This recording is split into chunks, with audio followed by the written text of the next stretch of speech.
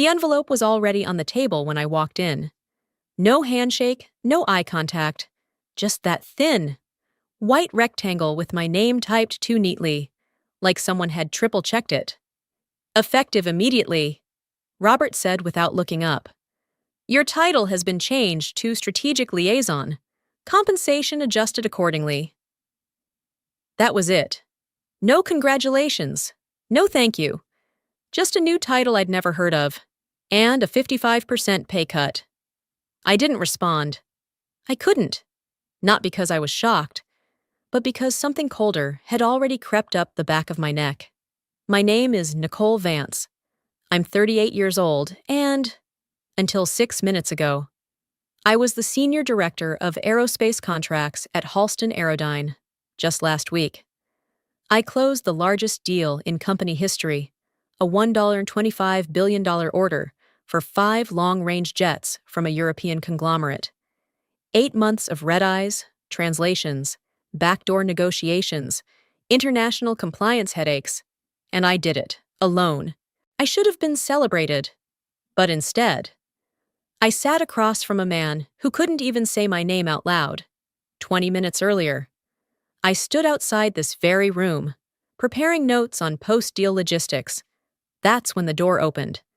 Lena walked out first, fresh-faced, 30 at most, and bouncing on her heels like she already owned the place. I recognized her, bright, ambitious, and dangerously unqualified. I had trained her during her internship 2 years ago. Behind her was Robert, laughing.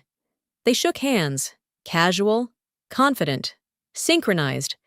Neither saw me watching. Now here I was, holding a letter that had been printed yesterday, informing me I no longer held the position I had built from scratch. They didn't just strip my title. They erased me, quietly, cleanly, and a day in advance. I folded the letter, tucked it into my bag, and stood. I didn't say a word. Because this wasn't the time to fight. It was the time to remember everything, every smile, every silence, every name. They thought I was finished, but the ink wasn't even dry yet. The nameplate was gone. Not replaced. Not misspelled. Just gone. Where it once read Nicole Vance, Senior Director, the frosted glass door outside my office now stood bare, wiped clean like my 15 years at Halston had never happened. I stood there for a long moment, unsure whether to knock or grieve. That room, my room, was no longer mine. An intern passed behind me, balancing 2 coffee trays, and did a double take. "Need help finding something?" she asked innocently, not recognizing me. I gave a tight smile. "No, I'm exactly where I'm supposed to be." And then I turned away, gripping the handles of the cardboard box HR had kindly labeled Nicole's personal effects, and walked toward the elevators. Down 5 floors. Past departments I hadn't visited since my junior associate days. That's where I found my new space. Not an office, a cubicle, windowless, phoneless, the kind with carpeted half-walls and a flickering overhead light. Someone had left a tangled phone cord in the drawer. It smelled like toner and lemon disinfectant. No nameplate, no welcome. Just a post-it on the monitor. "Nicole, IT will set you up by EOD." I sat in the flimsy chair and looked around. On the wall across from me hung the new company org chart, freshly printed and laminated. I walked over slowly, hoping some part of me was still visible. I wasn't. Not at the top, not in the footnotes, not even under the Project Contributors section. Lena Maxwell had taken my spot, Director of Global Strategy Initiatives. The caption under her profile photo read, "A bold new vision for Halston's global future." I closed my eyes. The sharp ache that rose in my chest wasn't anger. It was mourning. Mourning for the version of me that had poured everything into this place. I wasn't just replaced, I was erased. That afternoon, a junior assistant from marketing stopped by, arms full of folders for a presentation. These were printed for tomorrow's leadership update, Can you make sure they get to Lena? I nodded numbly and took them. As she walked away, I noticed one folder had a page sticking out, a printed slide deck titled Contract Finalization, Munich Team, led by Nicole Vance. My photo was there.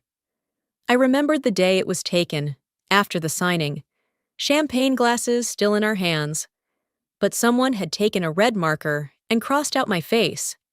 Literally, a thick red X. The slide had been reprinted with Lena's name and headshot in the final copy. I went back to my cubicle, opened the file cabinet beneath the desk, and flipped through the rows of labeled binders. The ones I had built, organized, color-coded, notes from every phase of negotiation. Except now, every tab that once read NV had been overwritten with LM. Nicole Vance had vanished. Lena Maxwell had taken her place. Her initials scrawled in hurried pen across contracts I had written in blood and no sleep. I closed the drawer gently and sat very still. I didn't cry. I didn't rage. I just let the silence settle in. What hurt most wasn't that they'd taken the office, or the title, or even the credit. It was that they had done it so easily. And I realized something then, something cold and solid. If they could erase me this fast, it meant they never intended to keep me. I didn't sleep for 8 months, I counted. From the first email sent at 3:20 a.m.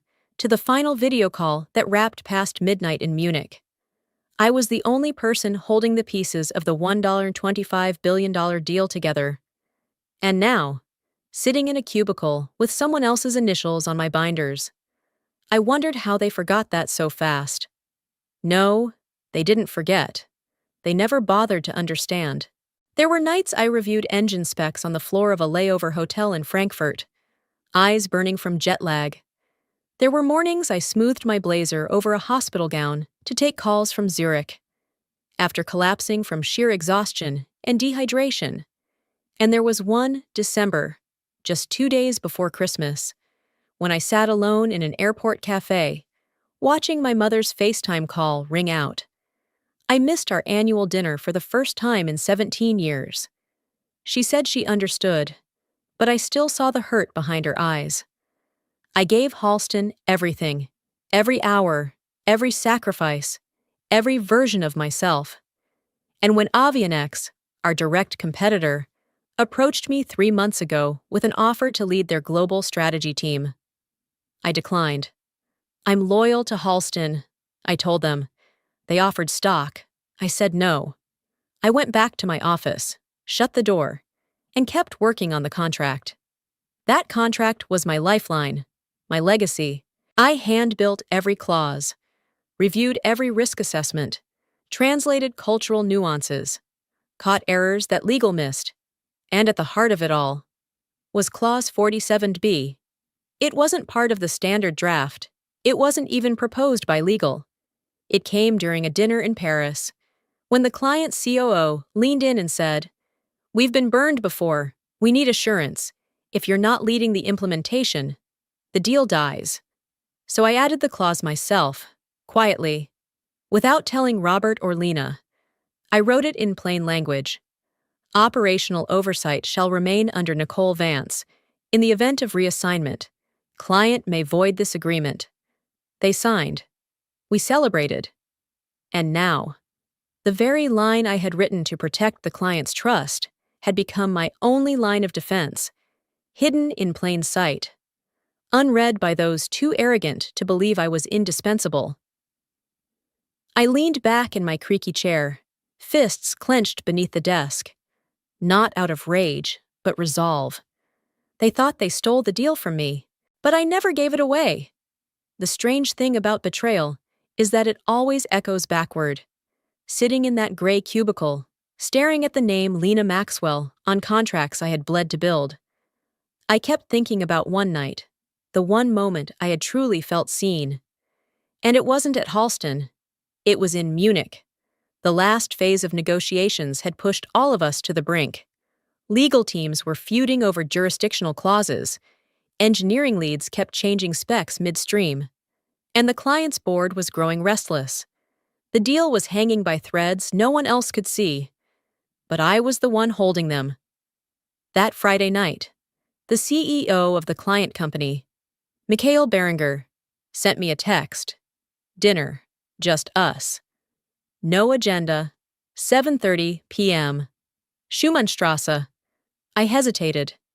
We still had unresolved drafts, but something about the wording told me this wasn't about paperwork. When I arrived at the quiet, wood-paneled restaurant tucked near the Bavarian State Opera, he was already seated. No assistants, no laptops, just a glass of red and a folded linen napkin. "I wanted to speak with you off record," he began. "Not as executives, as people." I said nothing, just listened. He told me about their last deal, a billion-dollar aerospace contract that collapsed mid-implementation because the negotiator was suddenly removed. No explanation.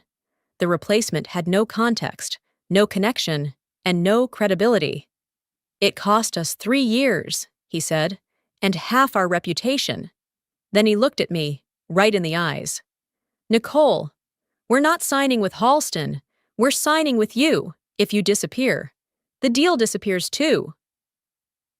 In that moment, I felt something I hadn't felt in years. Not praise, not performance metrics. Trust. Genuine, human trust. I nodded and promised him I'd see it through. Beginning to end. Back in my hotel room that night, a handwritten envelope had been slid under my door. Inside was a short note, penned in deliberate cursive. "To the one who earned our confidence through action." Not title. "We don't forget those who carry weight with grace." Ems Berenger. I kept that letter in my planner, tucked behind business cards and boarding passes. No one at Halston ever saw it. They wouldn't have cared. But now, as I sat surrounded by silence and erased initials, I opened that letter again, creased, but intact. They could replace my name on every chart, but they could never recreate that night in Munich. The next morning, I arrived at the office at 8 a.m., just like I always had. No one expected me to.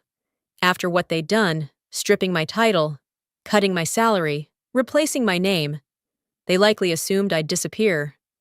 Walk away in silence or storm out in rage. That's how people usually go when they've been humiliated. But I showed up, hair tied back, blazer pressed, eyes forward, and not a single soul knew what to do with me. Lena walked past my cubicle once that morning. She didn't say anything, just glanced sideways like she wasn't sure whether to smile or avoid eye contact altogether. I gave her nothing.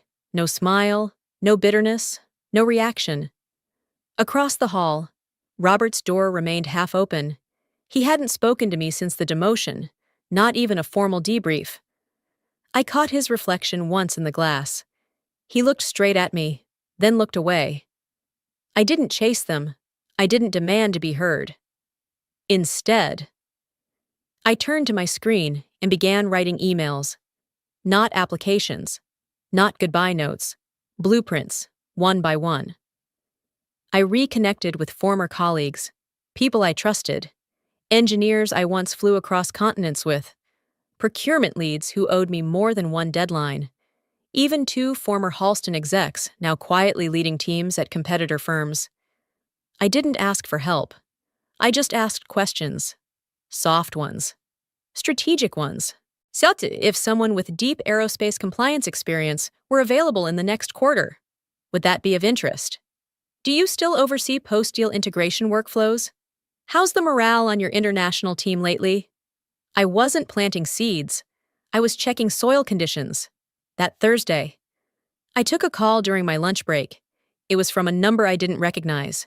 Area code 2102, Washington, D.C. "Nicole Vance?" the voice asked. Calm, professional. "Yes," I replied, glancing at my screen. "My name is Allison Kerr. I'm an independent contract law attorney. I just reviewed the agreement tied to the Halston-Urava jet deal." I sat up straighter. She continued. "I believe you authored Clause 47B. "I did," I said, carefully. There was a pause. Then, it's airtight, simple language, direct intent, and enforceable in any international court. They don't realize what you gave them. I exhaled, slowly. Something between relief and confirmation settled in my chest. They're blind, she added.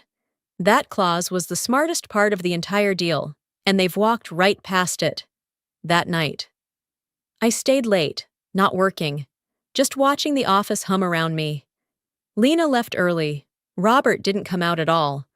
I sat alone in that small cubicle, in the glow of a desktop monitor, with one hand resting gently on the drawer that held the original copy of the contract, still with my ink, still with my initials. I said nothing. I sent no warning, no clue, because power, when you truly hold it, doesn't shout. It waits, quietly, confidently, until it's needed. And they had no idea I still had it. I didn't go to France. Lena did. She left on Monday morning, strutting through the Dulles executive terminal like someone who'd earned the right to be there. First-class boarding pass, fresh-pressed blazer, a new Halston-issued briefcase I'd once picked out for high-level travel. Ironic. I heard she smiled all the way through boarding. I didn't wish her luck. I didn't say a word. Because I knew something she didn't. The client's headquarters sat in Toulouse, a sleek marble and glass structure I knew well. I'd been there 3 times, knew which espresso in the lobby was drinkable, which elevator lagged, and how the CEO's assistant liked her documents formatted. By the time Lena arrived at 10:12 a.m., she'd already sent a check-in selfie to someone in HR. What she didn't know, what none of them knew, was that the name Nicole Vance wasn't just tied to the signature page, it was built into the bones of the deal. The message hit Halston HQ like a brick through glass. At 4:30 p.m., a formal email arrived from Urava's legal department. It was short, cold, precise. Per Clause 47B, this contract is contingent upon post-deal transition being led by Ms. Nicole Vance. We do not recognize substitutes.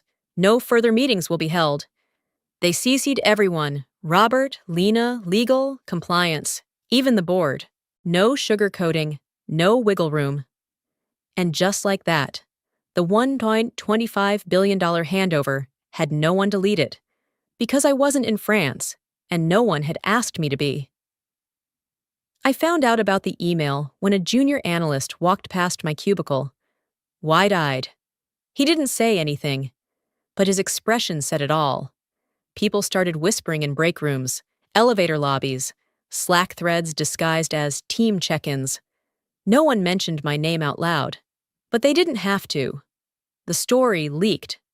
Apparently, someone in the comms team tried to turn it into a press blurb, something light, a pivot story. An hour later, the draft vanished. Rumor had it Robert ordered the entire thread deleted and warned internal comms. No coverage, not a word about France. But it was too late. I didn't have to be in that building in Toulouse. I didn't have to raise my voice or post online. I just had to wait. And I did. By 7:45 p.m., I was still at my desk, sipping cold coffee and watching unread messages stack up in my inbox. Subject lines like, client delay, urgent, need clarification, clause 47B, did you write this part of the contract? All of them sent in a panic, none of them addressed to me. Still, I was in every sentence. Lena didn't stop by the next morning. Robert didn't call. But I heard someone say she cried in the executive bathroom. Maybe that part was true. Maybe it wasn't. I didn't care, because I had done nothing but be remembered. And they had done everything to be forgotten. And now, they were locked out of a deal I no longer had to defend. By 9:00 a.m. the next day, the executive floor was vibrating with panic. You could hear it through muffled walls, fast footsteps, voices that were too sharp for casual conversations. No one smiled. No one made eye contact. I didn't need a calendar invite to know what was happening. Robert had called an emergency meeting, while I sat quietly downstairs, pretending to type a report that no one would read. The top brass at Halston scrambled. Phones rang nonstop. Legal huddled behind locked doors. PR drafted 3 versions of a press release, none of which ever saw daylight. And in the boardroom? It wasn't pretty.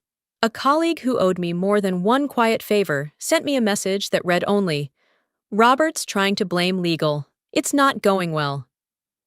They were spinning. Hard. First, Robert claimed Clause 47B slipped through because legal had been understaffed. Then he argued the client was overreacting and would come around with the right wording.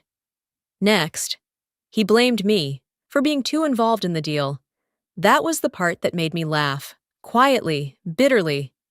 I heard later that someone on the board finally cut through the noise. Her name was Catherine Lennox, sharp, strategic, and never known for raising her voice. But she had reviewed the contract herself, twice.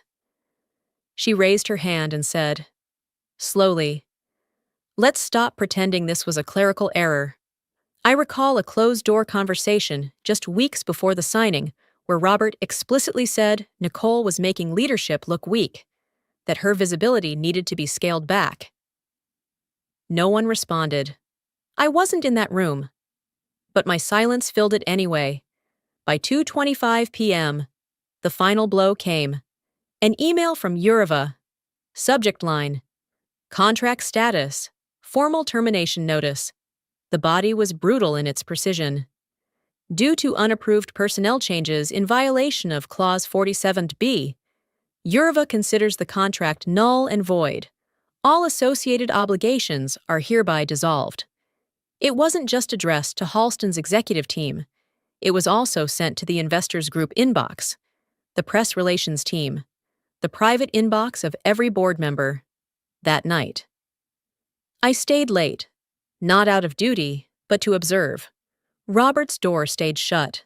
Lena's light never came on. From my cubicle, I could hear the hallway clock ticking. I watched 3 different executives leave the building without their jackets. One of them looked like he'd been crying. Someone from accounting walked past my desk and stopped. "You okay?" she asked. Awkward but sincere. I nodded. "Fine." Because I was. For the first time in weeks. I didn't feel erased. I didn't feel powerless. I had written that clause.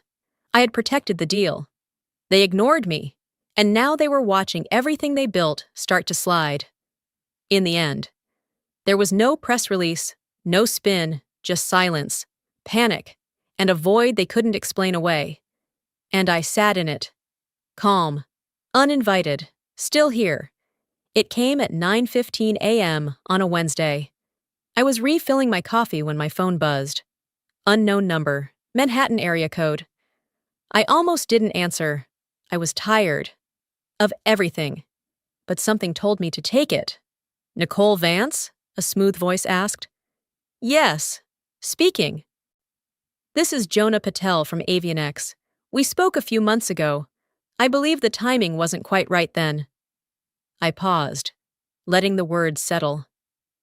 "I remember," I said. "Well, I'm hoping it is now," he continued. "I'd like to revisit our offer, with a few upgrades." I walked slowly back to my desk, the paper cup warm in my hand but already forgotten. Jonah didn't waste time. He laid it all out clearly. Double the base salary, equity stake, relocation flexibility if I wanted it, but also a dedicated floor in their new DC office, 3 blocks from Halston. "And one more thing," he added, voice quieting slightly. "This wasn't just our idea. We were encouraged to reach back out." "By who?" I asked. There was a pause. Then, "By Mikhail Berenger. He called you a non-negotiable asset. Said the deal fell apart because you weren't in it, and he doesn't want the next one unless you are." For a moment, I didn't say anything. I leaned back in the chair Halston had downgraded me to, and looked at the scuffed corner of my cubicle wall. I remembered what it felt like to be erased, to be reduced to silence, to initials that no longer matched the power behind them. And now here I was. Not begging, not pitching, being invited, chosen. "Jonah," I said carefully, "I appreciate the offer, but before we talk numbers again, I have a condition." "Of course," he replied quickly. "What do you need?" "I choose my team. I approve every hire under my division, especially in post-deal integration. No exceptions." Another pause, but shorter this time. "Done?" he said. "Anything else?" "Yes," I added. "One more thing." I opened the drawer and pulled out a manila folder I had kept sealed since Munich. Inside was a note, the letter Mikhail had slipped under my hotel room door that night. I reread it silently, heart steady this time.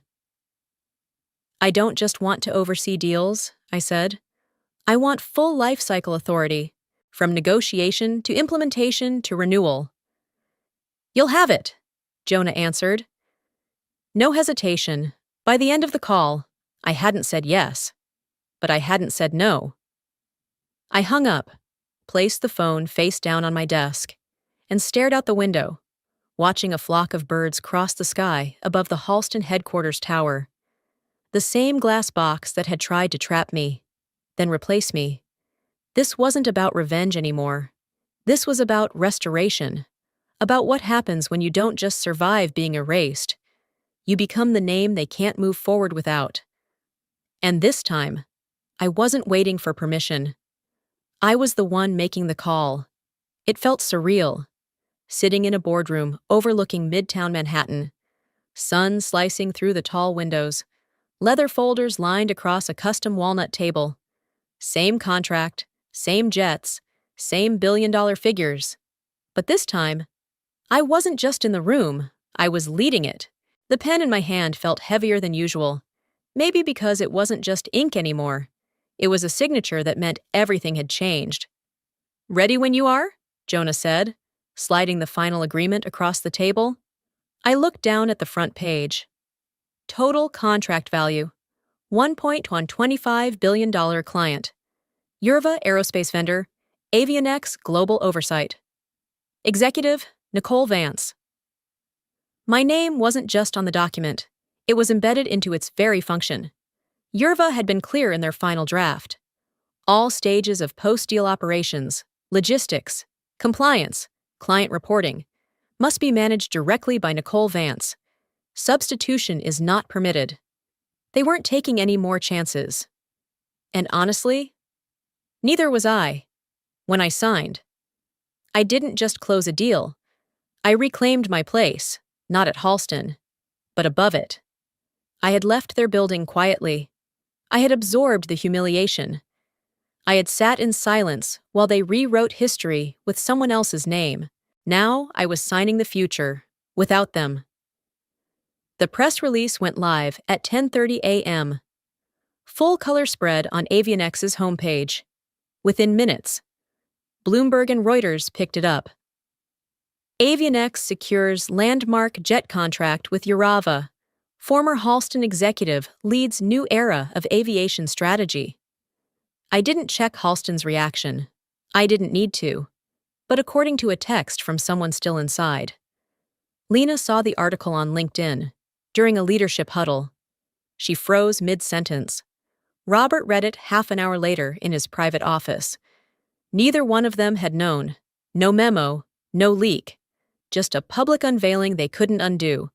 There was no call from them, no message, not even a polite congratulations. But I didn't want it. Because in that moment, I didn't need an apology. I had the proof.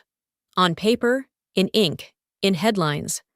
And the only thing more satisfying than being recognized was knowing they'd been replaced in silence by the very person they erased.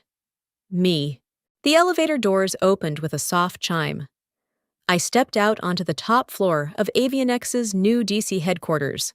Marble floors, floor-to-ceiling glass, soft track lighting guiding me forward. I reached into my blazer pocket and pulled out the new card. Nicole Vance, Chief Global Officer, Avianex 3 months ago. I had been erased from a door. Now, my name was engraved in the strategy that would shape an entire industry.